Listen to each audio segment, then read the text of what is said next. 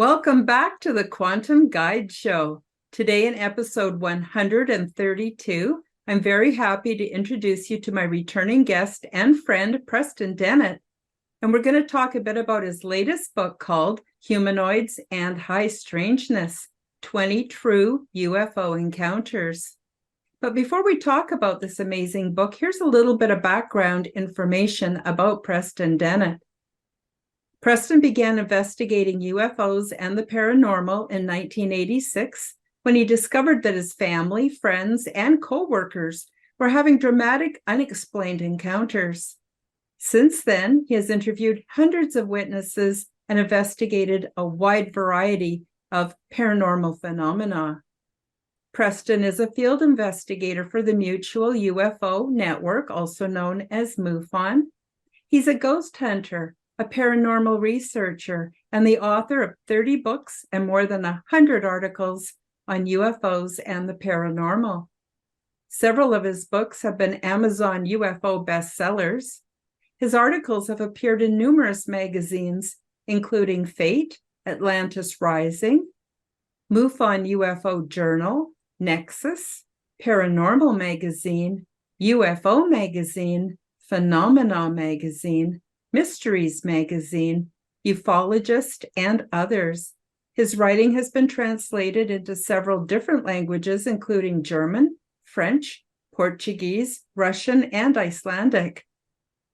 Preston has appeared on numerous radio and television programs, including Midnight in the Desert with Art Bell, Coast to Coast, and also the History Channel's Deep Sea UFOs and UFO Hunters.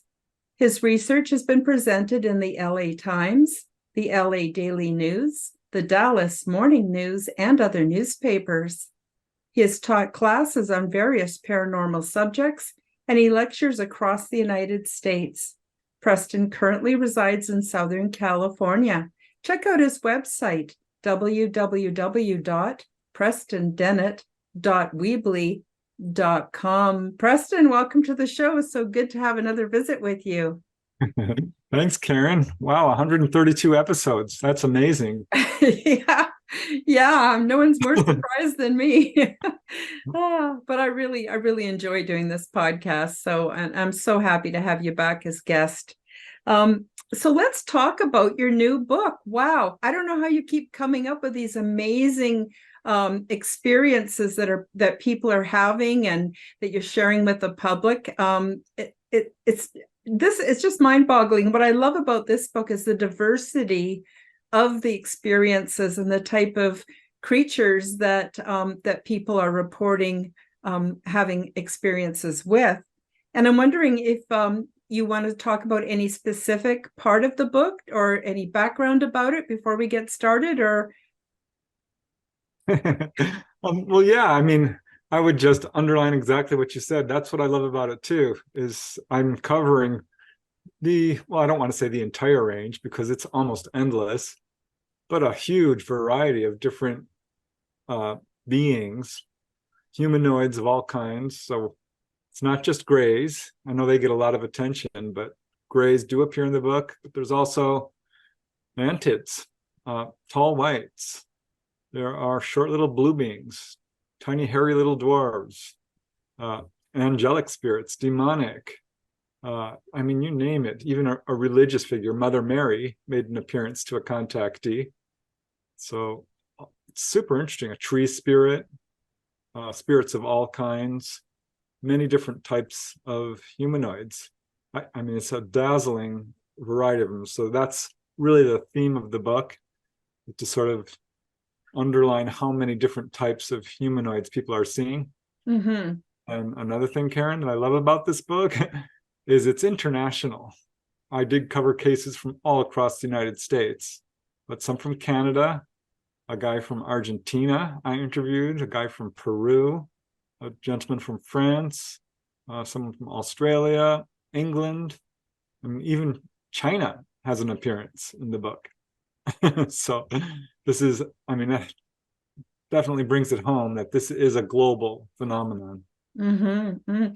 Now, I'm wondering, it seems to me, but I could be mistaken, that there seems to be an uptick in sightings, in experiences. Is it that people are just braver about reporting their experiences, or do you think that there actually are more, there is more contact going on now than before? I would say over recent years, perhaps, but definitely I think it's more of what you're saying. The subject has now gone into the mainstream. It's reached a level of credibility that it's never enjoyed before. People are now finding the courage to talk publicly about their experiences. And it often takes people years to find that courage to come forward. So I think now that this is appearing on 60 Minutes and Congress is talking about it, and the Pentagon has said unequivocally that UFOs are real, people are coming forward in much larger numbers. I agree. So I was wondering if we could start off. I looked over some of the topics that are in the book, and I was wondering if we could start with the man from France that was taken on board the craft. Do you want to talk a little bit about that today, Preston? Sure. Very interesting gentleman. And I sent each witness their chapter to make sure that it was accurate. And we went over and over every line that he really wanted to be sure that his story was represented accurately. So I think that's important. I've learned to do that. And at a very young age, he had a really interesting experience where he suddenly found himself in a different place. Now, mind you, he was just a little kid, 4 years old. This is 1970. And he found himself in this description we often hear of the interior of UFOs, a well-rounded room, no real corners, indirect lighting without any specific light source. And there was a tall being looking over him. He was laying on a table. And interestingly, and this does come up in a number of cases, he could not see her face. He sensed it was a female, perhaps because she was being quite nurturing and caring to him. He kept trying to look at her face. She was wearing a kind of a hooded robe. And he kept trying to stare, and she basically said, "Don't do that. You can't look at us right now." He would later get much clearer views of the beings he's in contact with. But at this age, no, which I think is kind of done so that the people who are the witnesses won't be shocked. Or different appearance. So he got off the table and he's looking around, and there was another figure there, taller and more stern, basically saying, "Well, we're not sure this guy is a good specimen for us," which he thought was kind of an interesting statement, but was holding all kinds of, dealing with all kinds of equipment that he just didn't recognize. One to a Rubik's Cube kind of looking thing. But everything was essentially of the same color, metallic. And he was being led down this corridor to a room, and the window opens up, or rather the side of the craft turns transparent, which is how they often do it. It's not always what we would think of as windows, right? They just turn it transparent. And they showed him this planet that was green, mostly green. And he's not sure if this was foliage or, the oceans or what, but he had a real sense of longing seeing this planet, like it was where he came from. And that's what the being said. They said, "This is your true home." And then he remembers a lot of movement and coming back towards the earth real fast, seeing the earth get larger and larger. Next thing he knows, he's waking up in bed. And next morning, his mom comes in and says, "Honey, did anything strange happen last night?" And he says, "Why?" He says, "Well, you weren't in your room. You weren't in the house. Where were you?" And he carefully explained everything that happened to her. She nodded. She was very supportive. And she said two things. She said, "Honey, I want you to remember this. I want you to remember this and be careful not to forget it. And I don't want you to tell anyone. Do not talk about it." So he obeyed that for the most part. He did talk to his dad, who didn't really want to hear it, but admitted that he himself had also had an experience. So That's this is you. Sorry, go ahead. now this is in a crowded city in France, in a in an apartment building. So that's where they got him. Mm-hmm. It seems that the intergenerational thing is fairly common. Would you agree with that? Yeah, I would say it's pretty much the rule. And those Mm-hmm. whose parents say, no, that never happened to me, either don't remember or are lying, Mm-hmm. which has happened. I mean, I did interview a gentleman who asked his mom several times, like, Mom, this is happening to me. I'm taken on board. The UFOs are following me. And finally, on her deathbed, she says, Honey, I'm so sorry. Should have told you. Yes, I have had experiences. This UFO followed me home. It beamed a light on me. I had missing time. You're not crazy. Mm-hmm. But yeah, I understand why parents can sometimes be reluctant to speak about it.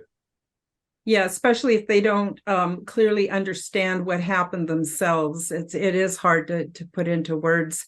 The other thing I was going to ask you is, do people who have had childhood experiences, do they remember more over time, or is there a triggering event sometimes that happens that releases sort of spontaneously more memories of what happened? Does that ever happen?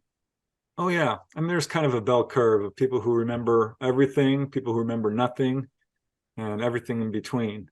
But as children, most contactees will have some memory, at least of beings entering into their room or something along those lines, dreams perhaps. Mm-hmm. But it's not uncommon for children to fully remember being pulled on board, because I think children just have that ability to be less filtered, less looking through the lens of a belief system, Mm-hmm. less afraid, because if something's a little different, they don't know. It's just someone who looks a little different. So yeah, we do see a lot of children fully remembering. But like you said, there's often a trigger mechanism, a cue of some kind that will bring back childhood events. That is not at all unusual. I see that fairly regularly. But with this gentleman in France, I mean, that was the first of a lifetime of experiences that really ramped up as an adult. He would go to school, which was a block away. Back in those days, it was safe to just walk. So his Mm-hmm. mom sent him out the door, even though he's 6 years old or 7, to go to the school, which is 1 block away. And she kept getting calls from the teacher, like, where's your son? He's not here. And then he would show up at around noon or something. And they'd be like, where were you? And he didn't know. Most of the time, he didn't know. One time he did. He walked into school and was shocked to find out 3 hours had passed. And he's like, well, I went into, somebody come and got me. And he was pulled into this room. And this is so interesting, Karen, because I haven't heard anything quite like this. There are unique details in each person's case. Most of it I can pretty much predict, but this kind of surprised me. He was brought into a room where there was a group of other children. I've heard that many times. He saw what appeared to, I'm guessing, is a tall gray. Mm-hmm. He did say she had a very large bald head, large dark wraparound eyes, very pale skin, but kind of looked almost human, but just different, clearly not human, and was wearing, I believe it was a sort of a gown.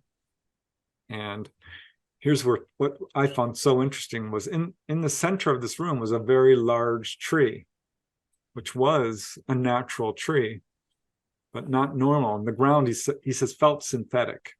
This wasn't, outside anywhere, because he could see the walls and they were rounded. It was very white. And all the kids were sitting around, and this tall gray or tall white was basically instructing them on various things. She was very stern. This is why I think it might be a tall white. They're a little more stern, perhaps, than some of the grays. And at some point, if anyone would wander out, they'd be pulled back into the group. And he's complained about his knee. And that's when this being came up and used a handheld instrument. And he said, opened his knee up, put a little device in there and closed it up, and said, do not fuss around with this. So this is evidence of an implant. And he would wake up with some marks on his body occasionally. And it was bad enough to the point where his mom was accused of child abuse Oh by the dear. school. And she was cleared. She was not found guilty or anything. But, this is more evidence. And he had very nice parents. They weren't even a little bit abusive.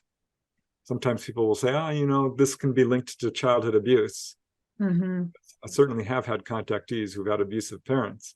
Mm-hmm. But no, a lot don't. Child abuse is just rampant. That's the problem. People have tried to link it to this. And I absolutely say that that's not true. It's just abuse is somewhat rampant. But he didn't have any at all. And yeah, these experiences continue.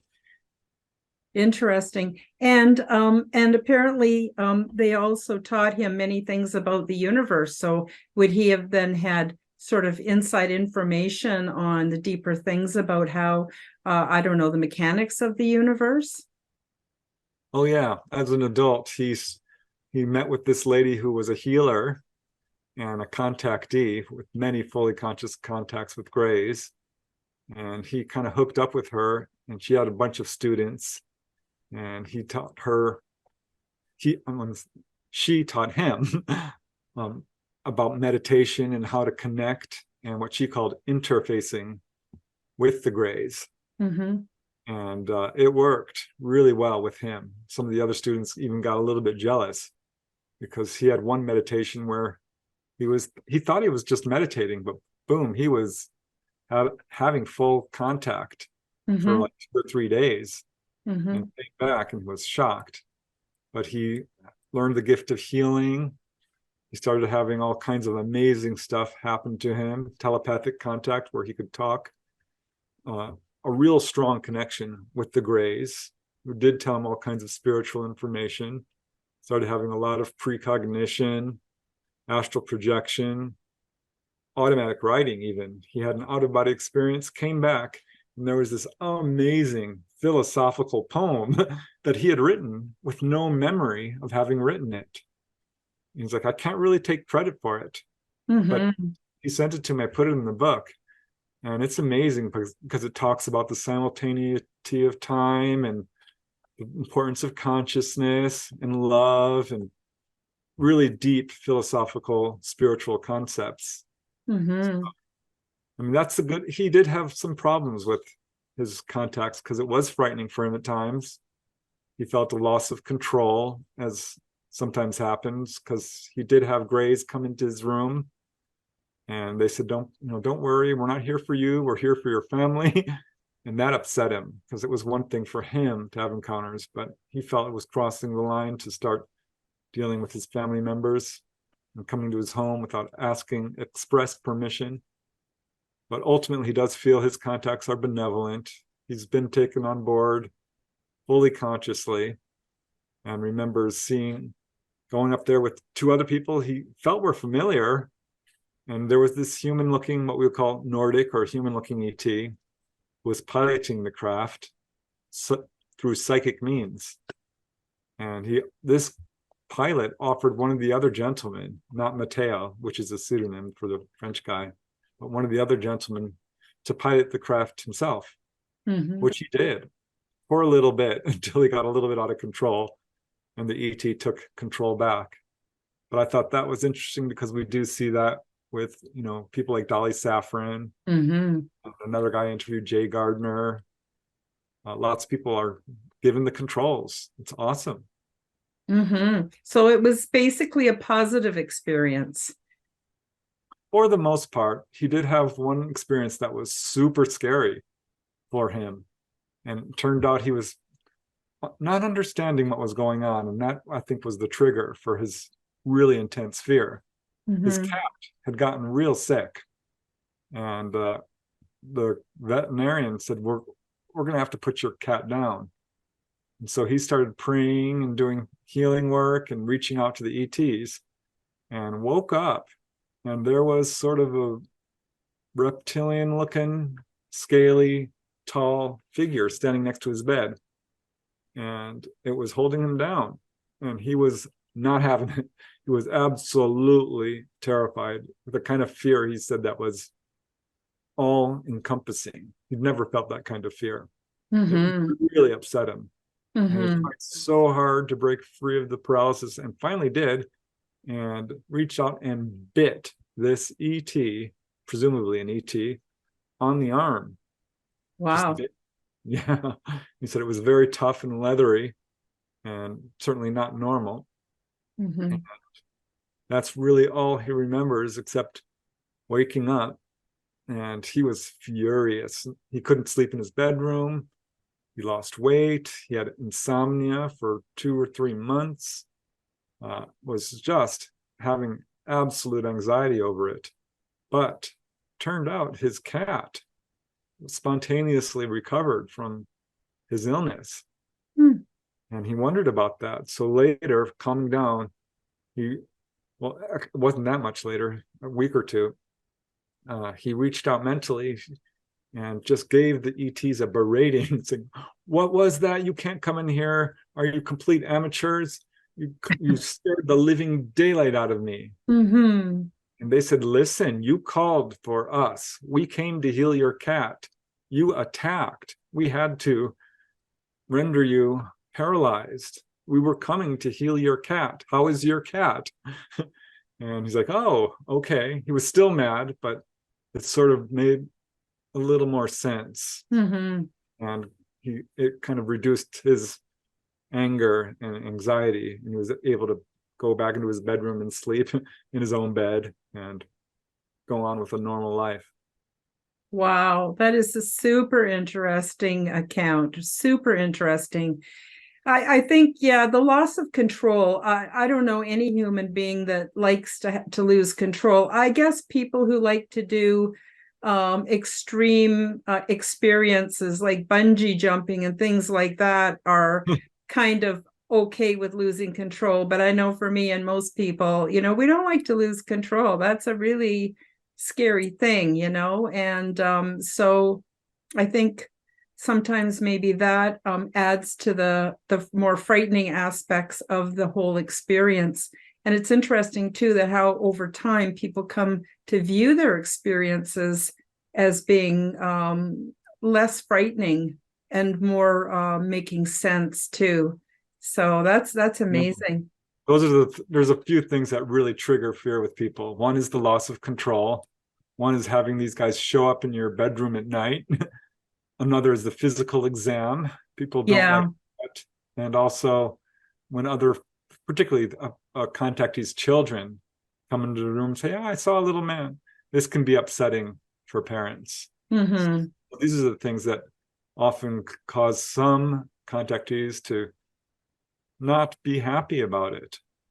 But ultimately, most of the people I talk to, once they start really remembering, realize, okay, I mean, this, Karen, having had a lot of memory yourself, they're not here to hurt us or scare us or take over the world or anything like that.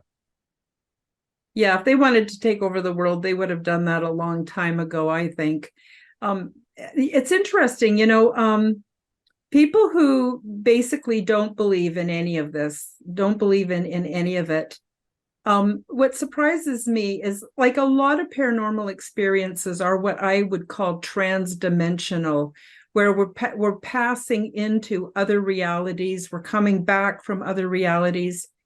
But everybody validates the whole process of prayer. And it doesn't matter what your belief system or what your religion, people pray and also receive help or responses or something, answers to their prayer. To me, that's also transdimensional contact. And so there's a lot of people that do that all the time. And I think it's just that people don't have a clear understanding of what transdimensional reality is. And I guess we've been sort of programmed to believe that that's not true, that only the physical three-dimensional, what you can touch, smell, taste is real. And there's like so much more, as I've experienced, as you've experienced, as so many of us have experienced. It's kind of, though, I guess, fair that until you've experienced it, it's hard to really wrap your head around some of it. It's It's weird. It's high strangeness. Exactly. It's a rare person though that hasn't had at least one paranormal experience in their life. Pretty much Mhm. everyone I've talked to, even skeptics, will say, "Yeah, well, I did have that dream that came true," or Yeah. intense deja vu, or an out of body experience, or something along those lines. But a rigid belief system can be a real hurdle with this sort of thing. And when Mhm. someone starts having contact and they're perhaps fundamentally religious or profoundly skeptical, that belief system comes under great stress. And this can Mhm. cause people to lash out or deny or debunk or ignore and just have a whole journey they have to go through to overcome that. Mhm. Yeah, yeah. I think that's true. I do. So I'm wondering if we can talk a bit about the woman from California, because this is really interesting. She was visited by a tree spirit, ghosts, little people. She had missing time. Do you want to tell us a little bit about that experience? Yes, I love this experience. It's one of, well, I've got several favorite chapters. This is absolutely one of them. And this lady actually provided a big, long written account and allowed me to interview her as well. So I was able to really dive deep into her experiences, which, like most contactees, is a lifetime of experiences.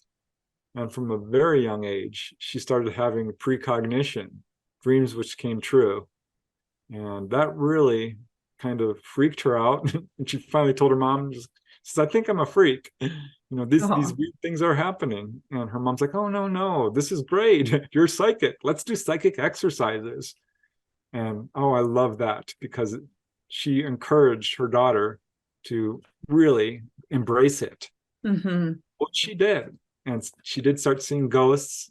She had little people entering into her room, which she wasn't sure what was going on. Are these ghosts? Are these ETs? Are these spirits? She really wasn't sure. But then at a very young age, this was grade school, she had a confrontation with the school bully who basically attacked her outside of school and beat her up so Oh. badly she very nearly had to be hospitalized. I mean, would have killed her had not someone intervened, her older sister. But it was severe enough that her parents pulled her out of school and they moved to another town, the town of Julian, which is quite isolated and surrounded by pine forest. And this is when Kelly, as I call her, fell in love with trees. Trees were her best friend. And she absolutely loved them, taking walks in the forest. And uh, following this attack at school, she started having really lucid dreams. I suspect these are out of body experiences because she would later have a lot of those. But she interpreted these as being absolutely real. These were real to her, even though they were taking place at night. And she would find herself in the forest and everything would become supernaturally clear and vivid. And this spirit would walk up to her and he called himself Birch, as in the birch tree, Mhm. which if you look up birch trees, they are very amazing trees in a lot of different ways, medicinally and more actually. And this tree spirit, because that's what I think it was, and so does she, would hold long conversations with her, talking about love and what would happen in her future, and that she would work with music and art and had a mission in life to spread love, and just really nurtured her back to normalcy for a year. This was every single night. So, Wow. yeah, this is not a normal dream type of scenario. This was every single night. She would run to bed, happy to go to sleep, and every night meet with this tree spirit until one night he said, "This is my last meeting with you." She was devastated. She's like, "No, no, you can't leave me." He said, "No, you've learned all you can from me. It's time for you to move on, become an adult. You'll be just fine. But this is our last meeting." And it was. She could never contact him again. Though I will say, jumping forward, as an adult, because she was always curious, always reaching out, like, where are you, telepathically. As an adult, she did it spontaneously once, because I mean, she had done it many times, but this time he responded, and she couldn't believe it. And she wrote down this long conversation with this tree spirit, basically asked him who he was. Are you an angel? He said, no, I'm a guide. You can call me a guide. And she never really saw what he looked like, but kind of had the impression he was this beautiful man. Still couldn't see what he looked like. But he said it was his job to make sure that she was okay, and that he was a messenger and a guide, and that he was there to teach her what her mission is. She said, what is my mission? He said, love. Love is the mission. You are to spread it to other people. I mean, there's more to it. I would actually have to look it up, because it was just a really profound conversation. But this lady is so interesting, Karen, because what happened was she fell in love with this Native American boy, and ended up marrying him as a very young girl, as a teenager, and moved onto the reservation and started getting a whole new perspective of ET contact, because she was being visited by these little short beings. She was pregnant, and she was actually in Germany when she had this visitation by these short little beings with a big nose, and they kind of looked like dwarfs or like trolls or something. A little hat, and certainly not your typical gray, right? And she told her husband, and he said, oh, those are the weeapoos. And she's like, weeapoos? What are you talking about? He's like, oh yeah, these are supernatural entities who visit us Native American people. And there's always come and they harass pregnant women. And she's like, well, I couldn't really get a good look at him. He says, well, they will take on any appearance, depending on what you believe or how they want to affect you. They didn't like talking about it. They were very supernatural or superstitious people. She had this one experience, Karen, where she's driving with her 2 kids, and she comes upon a 4-foot owl in the road. Wow. And I'm like, are you sure that this wasn't 3 feet? Because owls don't get 4 feet tall. She's like, no, this was 4 feet tall. And she drove right up to it, and it wouldn't get out of the way. It was staring her down, and the kids were in the back seat jumping up and down like, oh my God, look at this. And if you know anything about ETs and ET contact, owls come up a lot in screen memories. Yes. And she would have these owls coming to her window and just sitting there. And on the reservation, they hated owls. They considered them harbingers of doom. And if they hung around, they'd throw rocks at them. So she didn't want to say, well, listen, I had this huge owl come at me. But yeah, her experiences are across the board supernatural in so many different ways. It really brought a new perspective to how high strangeness contact can be. Wow, that's really interesting. Very interesting. And it's interesting too, how these experiences actually seem to shape the direction of our lives and how we end up, like who we marry and where we live and all kinds of things. It's absolutely fascinating. I'm wondering if we could talk a bit about the man from England who also experienced a wide variety of supernatural events, including encounters with a ghost, an angel, a UFO, an alien, and more. I read this one stuck out to me because I myself have had an angelic experience as well as alien experiences. And it does seem that once we've had an experience, it seems to be easier to have other sort of not necessarily related, or maybe they are related. I don't know. What's your take on that? Check out my website and find many valuable resources. There's the 9 Steps to Quantum Health Transformation. This is a free, comprehensive online course. Learn about detoxification and nutrition, grounding and spiritual practices, and an advanced version of the Law of Attraction, giving you more of what you really want out of life. I also have my Zendome's Orgonite, which is my unique brand of orgone generators. They're ethically sourced and handmade by a friend of mine, and they're double charged for maximum effect.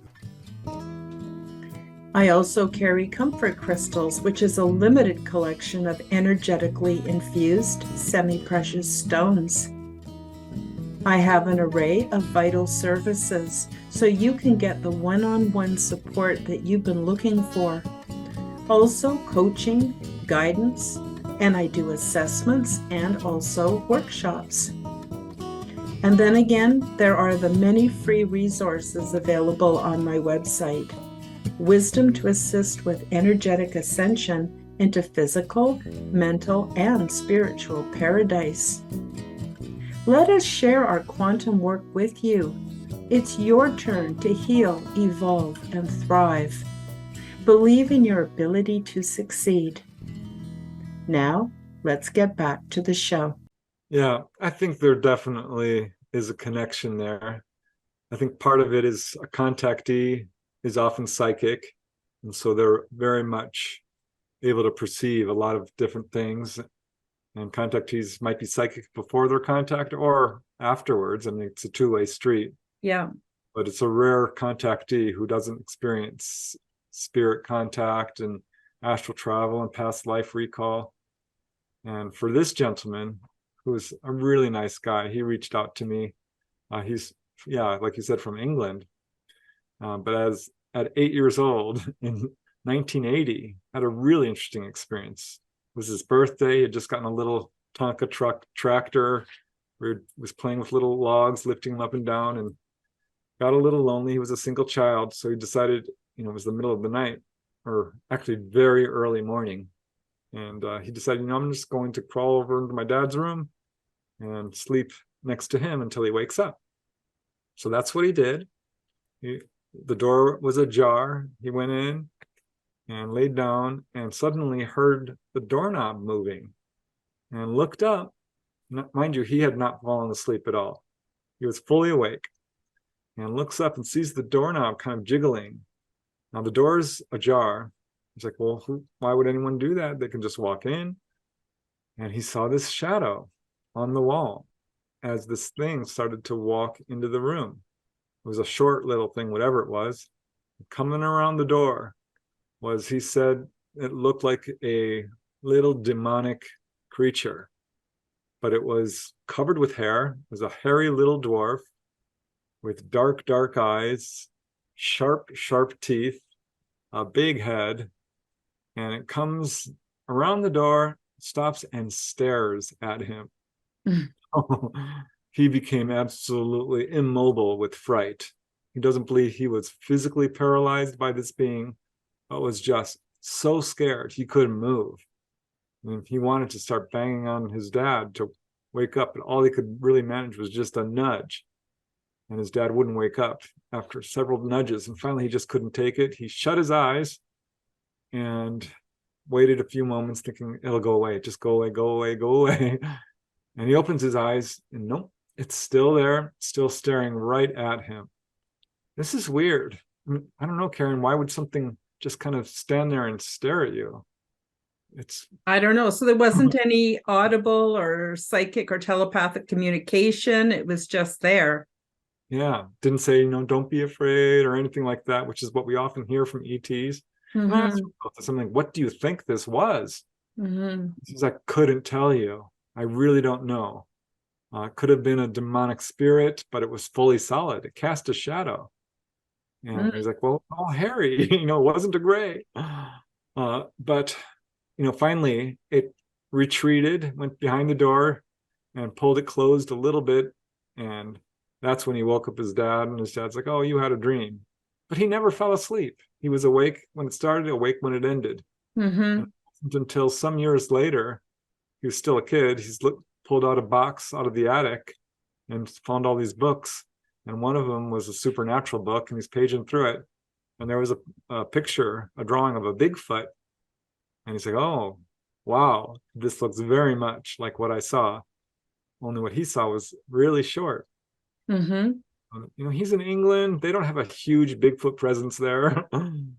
This was in his house, though I will say if people have seen Bigfoot in their homes, they can apparently kind of walk through the walls or just appear there in some interdimensional way.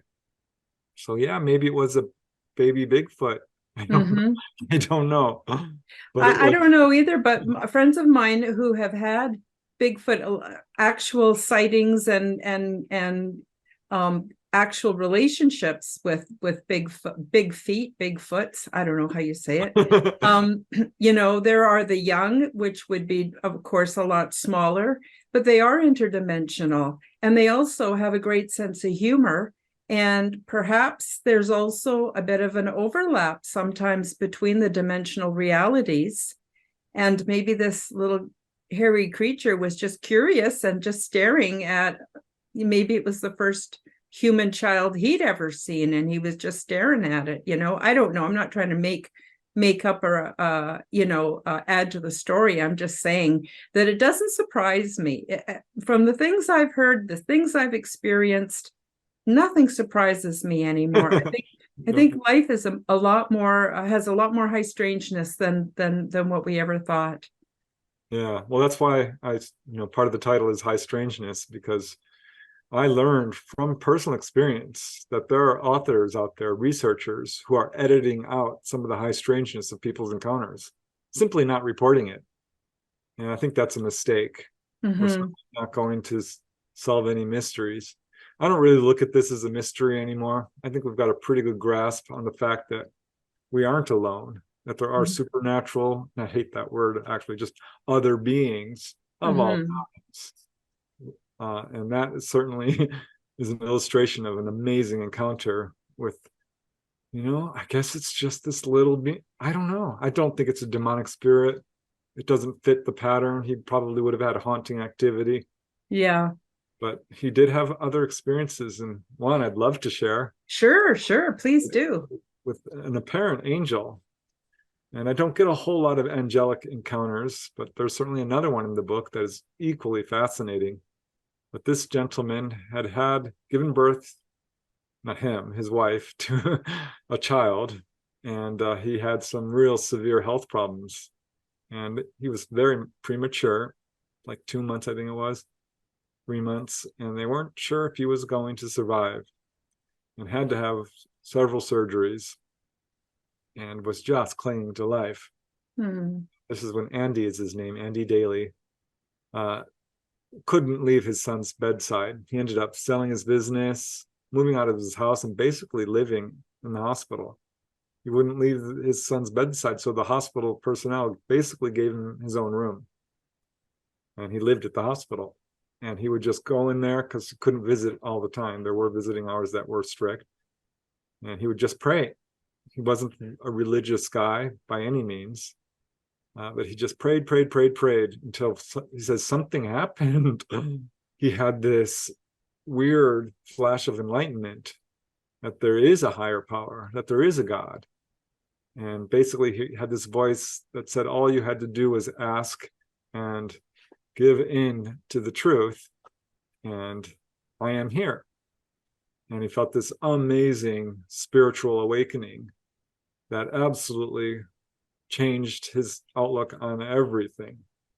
He couldn't look at other people the same way, himself, the world.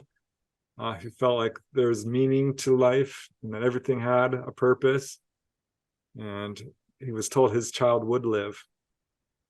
So he's just beyond grateful. And this is when something so strange happened. He was in his room praying when a nurse walked in, and it's like, oh, this is strange, because he knew every nurse there, every single nurse. He lived there basically. And here was this young Asian woman that he did not recognize, and she said, would you mind if I prayed with you? And he said, that's very kind of you, because none of the other nurses had offered to do that. He's like, wow, this lady's going above and beyond. And they sat there and prayed. And she said, I have a gift for you.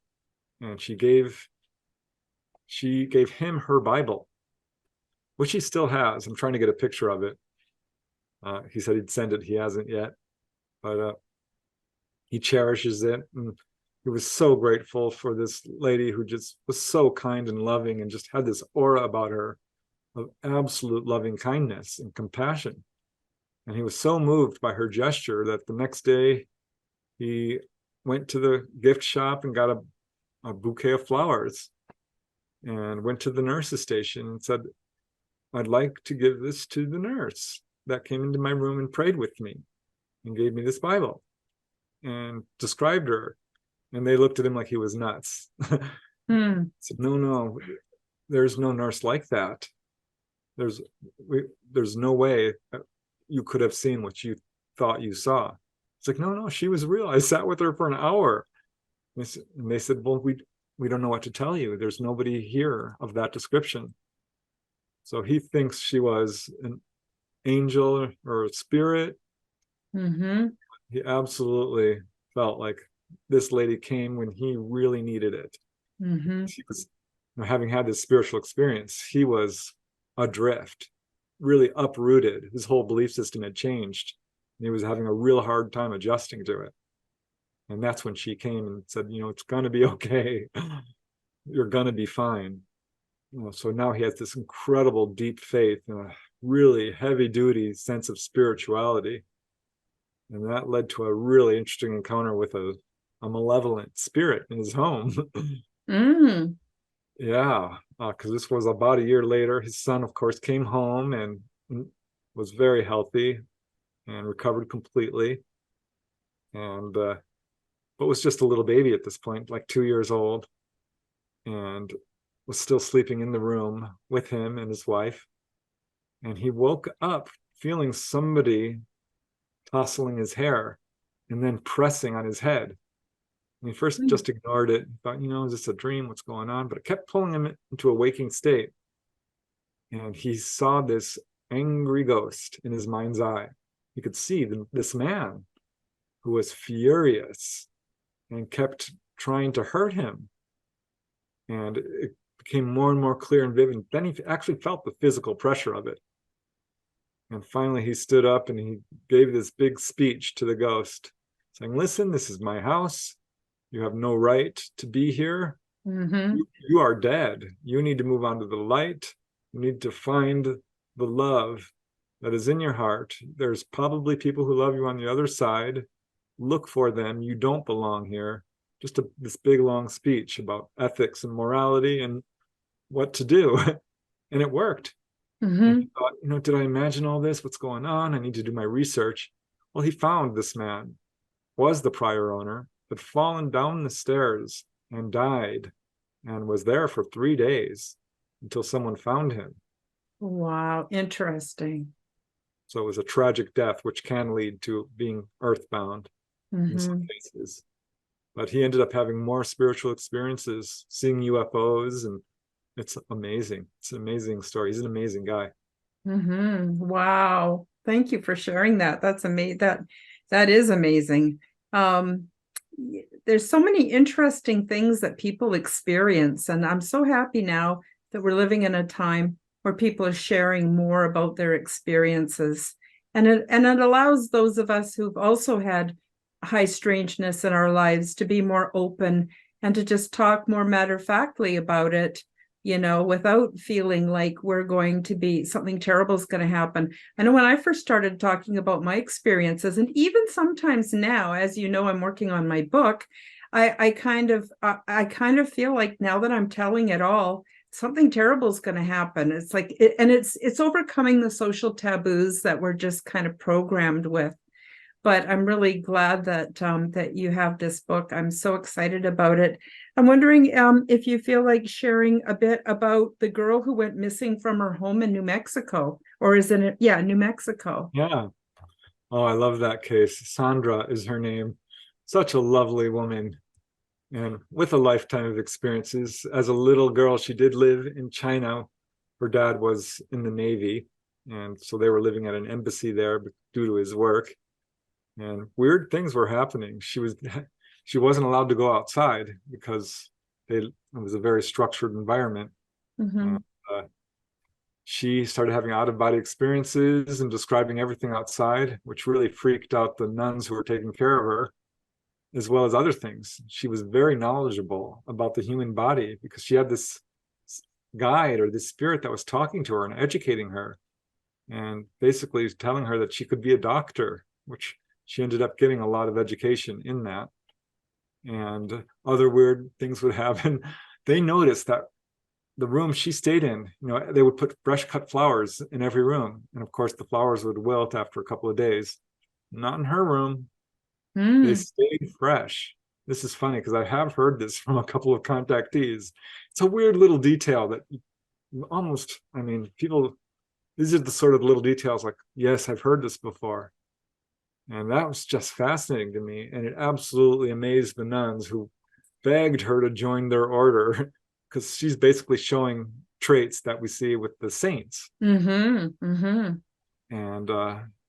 they asked her mom, and her mom said, it's up to Sandra. And Sandra had no interest in that whatsoever. But they ended up moving back to the States, to Albuquerque, New Mexico. And get this, in 1947, July, her father was called there for an important job. In retrospect, hearing about Roswell, she wonders if perhaps he was in some way involved in that, because he did describe having an interest in UFOs and had quite a bit of knowledge about it, had an encounter. So there she is. She is in Albuquerque, New Mexico. This is, she's 8 years old, 1947. And she had a friend who lived on a reservation about a mile away. And she was visiting her regularly and asked her mom one day, can I go visit my friend? And her mom's like, sure. So she would basically take her bike and drive down this little lonely highway. It's a mile away. And she's riding her bike, when suddenly this shadow comes over her. And she looks up and she sees this large metallic craft. And she recognized it, having been on a Navy ship. She's like, oh, well, that looks like the metal from the Navy ship we were on. And it lands covering the entire expanse of the highway. So it's not huge, but it's not a tiny thing either. It's 20, 30 feet across. And a door opens up. And in the doorway, she sees a tallish figure, about 5 to 6 feet, of a bug-like being. And she's looking at it like, In retrospect, hindsight, she now knows it was a mantis. But she's just thinking, this is a tall, human-looking bug. How interesting is this? She wasn't scared because this being was very nice. It said, hi, come closer. Would you like to come inside? And she walked up to the door and she was really intrigued. It was wearing a gown and said, I'm your mother. You can call me mother, which I thought was fascinating because I have heard this from other contactees. And she happily went on board. And she says all these little kids came running around her and started to feel her hair. She had long blonde hair. This often happened when she was in China, so she was used to it. But looking at all these little kids, she's like, oh, this is strange. They have no hair. They have big dark eyes, white skin, and they were chirping, kind of chirruping, making little high squealing noises. They were little grays, happy little grays, very playful, and took her by the hands and started showing her around the craft. And the mantid followed, and she said the craft was much larger on the inside, and they took her to a porthole. And boy, did she get a shock when she saw a star field out there, because she had felt no movement. She had been on that ship for only a minute or two, and already it was in outer space. And she thought, wow, this is amazing. And the purpose of the contact, this was a pretty short, direct experience, at least from what she can recall. They took her to the center of the room where there was this little device, which she likens to a TV. Later, when TVs became more popular and she saw them, she's like, well, that looks very much like what I saw, this box-like device. And it projected what she now thinks is a hologram, but it was very vivid, completely realistic, quite small, 2 feet or so in size. But it projected these images And she's looking at it, and it's very smoky and cloudy, and it clears up, and she can see tanks. She can see soldiers. She can see bombs going off, gunfire, people dying. It was a war scene. And they told her, this is going to happen. You guys are on the wrong path. You need to tell people that they are on the wrong path and that this cannot go on. And this is in your future. And she's thinking, well, I'm just a little girl. Why are you telling me this? What am I supposed to do? I'm 8. And they just said, you need to know this. And that's all she really remembers, Karen, is that and waking up in her bathroom in the house. And she clears her head and walks out. And her parents are like, what happened? What happened? Are you okay? And she says, I'm fine. You don't need to go to the doctor. She says, no, I'm fine. She did not tell them what happened. I asked her, why didn't you just tell them? She says, listen, they would not have believed me. Even at that age, I knew. But it turned out she was missing for about 2 or 3 hours. They went down the highway looking for her, made it to the reservation, drove back, went again, did it 3 times. There was no sign of her on this highway. But finally, they went again because she was still missing. And there she was alongside the highway. Her bike was fine. She's just lying there next to her bike, completely out of it. And they scooped her up and brought her home.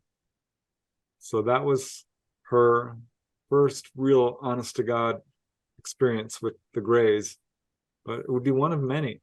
Yeah, she's had a lot of paranormal experiences. As a little girl, she spontaneously levitated above her crib. Absolutely freaked her mom out.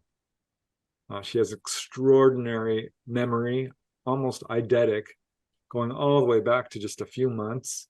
People are like, you can't, how do you remember this? She's like, I just remember it. She remembers certain events from being very young. She had instances where she believed she controlled the weather, more out-of-body experiences. As an adult, she would be going to work, and she would arrive at her location like a half hour early. She didn't have what we would call missing time. She had, I don't even know how to call it, added time, or I'm not sure, but that was something that did occur to another lady in the book. She'd be driving along and arrive at her destination super early, inexplicably early. So all kinds of stuff was going on with Sandra. Wow, so interesting. And I'm sure her experiences also helped to shape the direction of her life as a result too. So yeah, she joined the medical profession. She almost became a doctor, but decided that wasn't really what she wanted to do. A lot of teaching. And we see this with contactees. They're teachers, they're nurses, they're environmentalists, they're animal rights activists. They are all these things that are good for humanity. So she's an artist as well. She sent me a little drawing of that mantid experience that she had. So yeah, and such a sweet lady. That's another thing I've noticed about contactees.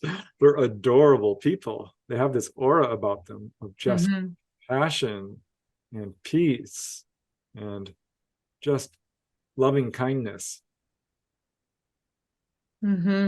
Yeah, so interesting. Now I'm wondering, do you have time for one more? I was wondering if you want to talk a bit about the gentleman from California that had the missing time, and he was also taken by the Greys.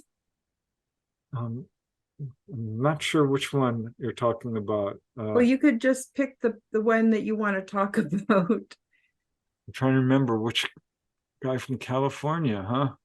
Yeah, he had a missing time, an encounter with the UFO, and he later recalled what happened, that he was taken by the Greys. So he didn't remember right away. Okay, and then he had 3 encounters in one day with some human-like ETs that walk among us. Yeah, now I remember. Mike Wing. Yeah, what an interesting gentleman.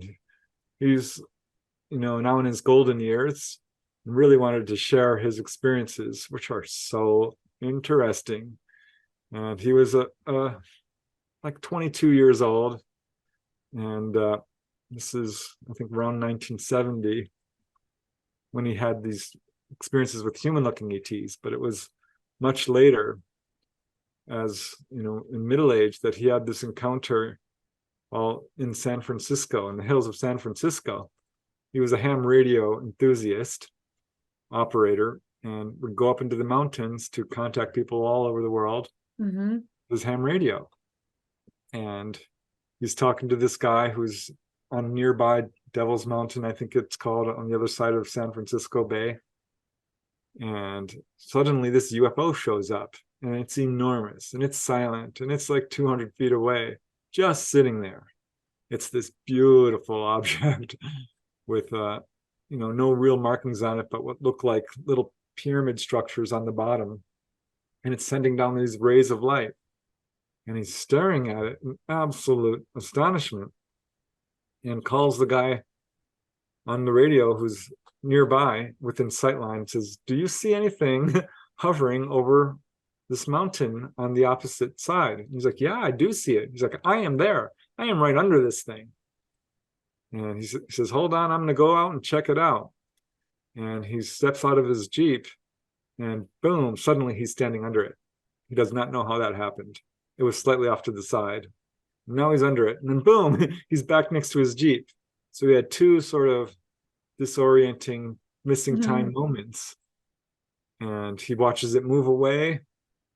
And he's trying to call the guy back on the other mountain and can't raise him, but does hear other people talking about UFOs. Like, some guy's seeing UFOs out here. And he doesn't remember driving home. All he remembers is, waking up the next morning and nothing. He did not remember the UFO sighting at all. And he started having these dreams of being on board a craft. And it was the same dream over and over and over again. And then boom, he remembered the UFO sighting, and he remembered being on board. And it was a very scary experience with unemotional, he says, grays who were just basically physically examining him. And it terrified him. This wasn't what he would call a pleasant experience by any means. And it's a fairly typical encounter. However, the aftermath is astonishing because he became super smart. He started getting this really intense desire to work with computers and radios and develop them, the technology, to a greater degree. And not only that, he felt this wave of psychic awareness come over him. He says it was almost like he had had his head in the sand. He had a blanket over his head of haze, and it was lifted up, and now he could see clearly, he could think clearly, he had a much greater awareness, and he could start reading people's minds. And he tested it, and it was more than that. He says he could actually enter into their minds and influence their behavior. He thought he was going crazy because he would say, "Lift your arm," and they would, all different kinds of things. And he tested it over and over, and it worked so well that it frightened him, and he stopped doing it. He says, "This isn't right. This is immoral." He has a very strong sense of ethics, and just says, "No, I'm not doing that anymore." But it profoundly elevated his psychic ability.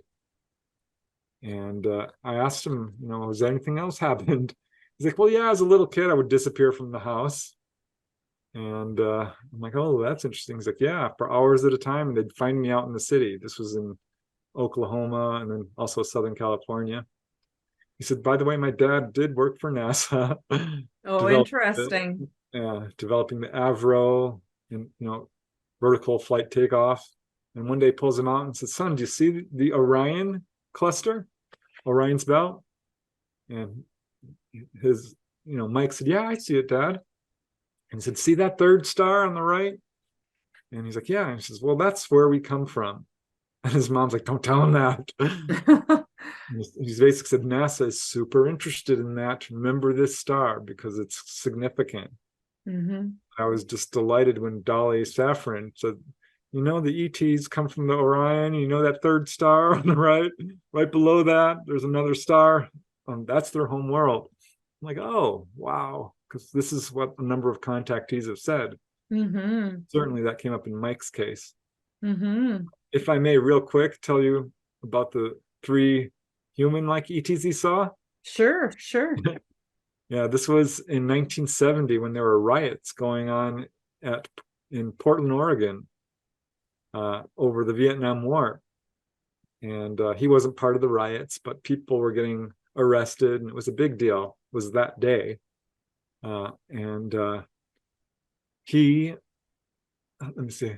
Oh yeah, he was walking down the sidewalk in Portland and saw two very unusual looking gentlemen coming towards him. And they were targeting him. They were staring at him and coming towards him. And he said they were 7 feet tall. They were dressed in dark black suits. They looked like CIA or something. Very pale skin, large, oversized, large, dark eyes, very aquiline noses, very big, sort of straight noses, thin lips, and just strange hypnotic eyes that came right towards him. And he's kind of a long-haired hippie kind of dude, a strong young man and mischievous. And they come right up to him and said, "We can take you anytime we want." And he's like, "What the heck?" And they said, what are all these protests about?" And he explained it was about the Vietnam War and trying to bring our vets back. And yeah, they said, "We can take you anytime we want. We're CIA." And he didn't believe that for a second. He thought that was just not true because they weren't giving off that vibe. These were really weird people. Mm-hmm. And when they said, "We can take you anytime we want," he took one look at them, turned tail, and ran home. And so that was weird. That was weird. Yeah, so night comes along. He's like, I'm going to go out into town and have some fun. And walks to the local bar, which he, would hang out with his friends there. And there was this huge fight going on in front of the bar and a crowd of 50 people. So he's walking up to the crowd and he sees these super tall men, 2 tall men, standing at the back of the crowd, and no one seems to see them, which is astonishing because they're wearing these weird brown robes and gold Nefertiti-like hats. That would stand out. Yeah, absolutely stood out to him. So he walks right up to them and looks at them, and they're kind of ignoring him. And they have their hands out, their arms outstretched, and their fingers are in this weird sort of position, like, I don't know if you can see this, but like this. Mm-hmm. Thumb and finger extended, and the 3 fingers up. And he's like, he just kind of mimics them and says, "What are you doing?" And they said, "We're reading their minds. We need to figure out what's going on." And he didn't realize it at this point, but those were the same 2 guys he had seen earlier. Mm-hmm. But they were dressed so differently that's what really caught his attention. I'm like, "Were those gold hats?" He's like, "I don't know if they were gold or fabric, but they had little sparklies on them. It was flat on top. It came down like sideburns around their ears." And he described it vividly. And he said, "Well, you don't need to read their minds. I'll go and I'll find out what's going on for you. I'll do that for you." And they said, "You would do that for us?" And he said, "Yeah, no problem." And he felt like compelled to do it because he's like, these guys are strange. They're different. There's something really special about them. They were 7 feet tall. And with the hats on, it looks like 8 feet. Mm-hmm. So they really stuck out. And he's like, nobody is seeing these people. This is weird. And so he goes forward to the crowd and sees that 2 people are fighting. And one just happens to be his friend who is back from the army after, a year or 2 of service.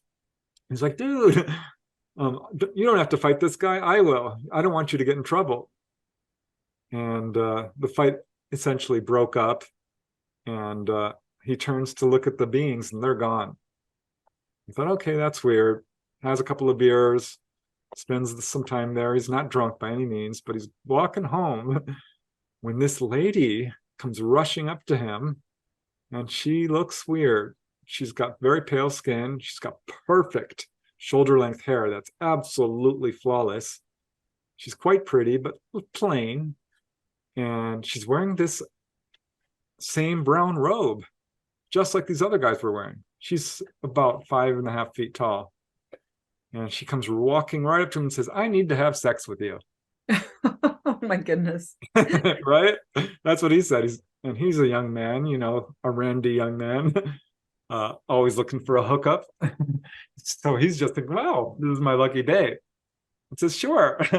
Takes her home, and they end up doing, becoming intimate.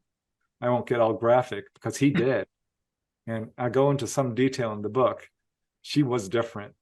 She had features about her anatomy that were not normal.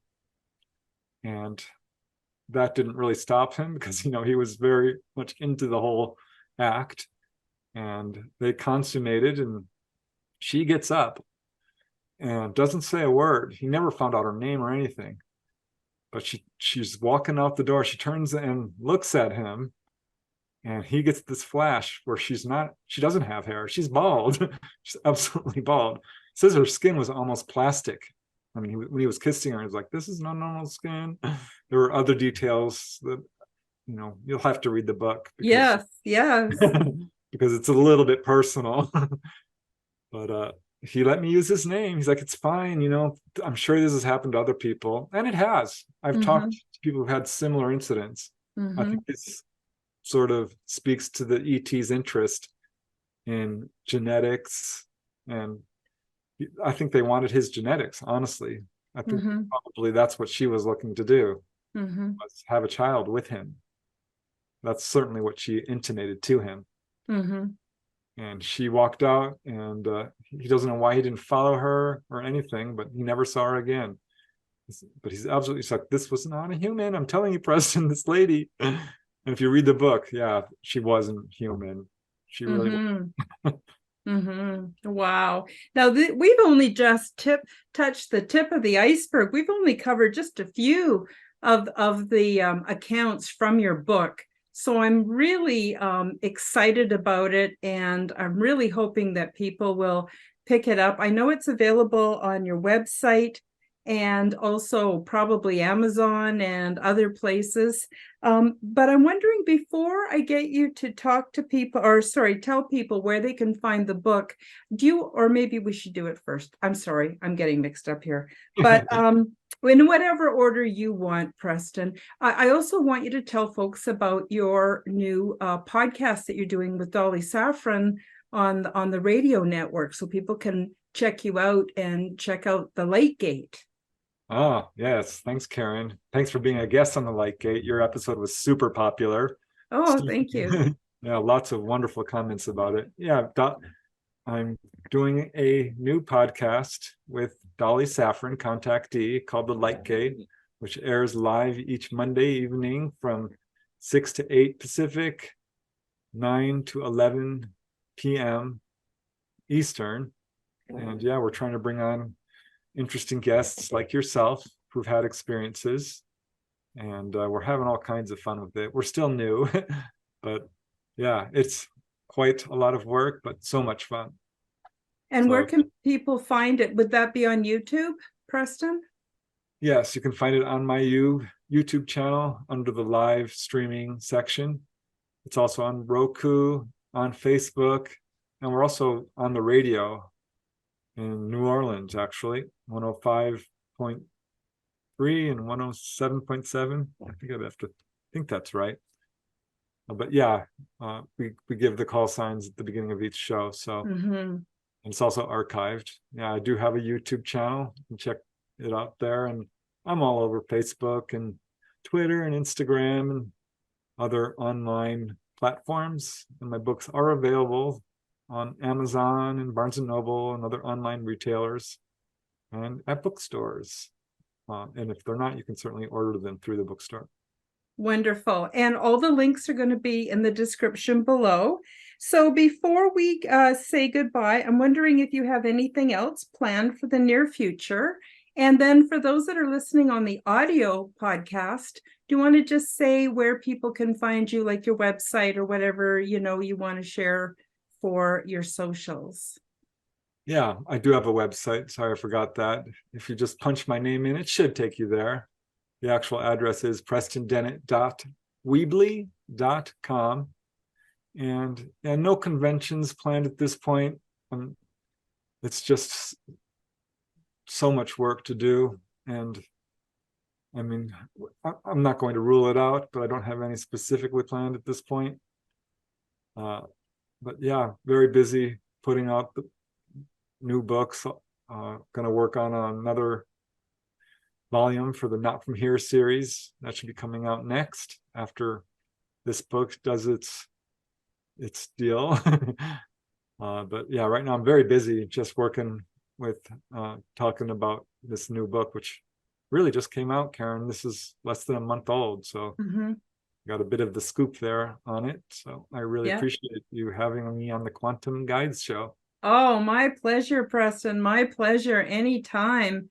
So I guess our time is pretty much up. I want to thank you again, Preston, for being here on the Quantum Guide Show. I want to thank the viewers and the listeners, because without you, I wouldn't even have a show. I appreciate you all so very much. I'm wishing you the best week ever. And until next week, we'll say goodbye for now. Thank you for joining me for the Quantum Guide Show. Become the change that you wish to see in the world. Subscribe to my YouTube and other channels at Karen Holton TV. Click the like button, leave me a comment, and share this podcast with your friends.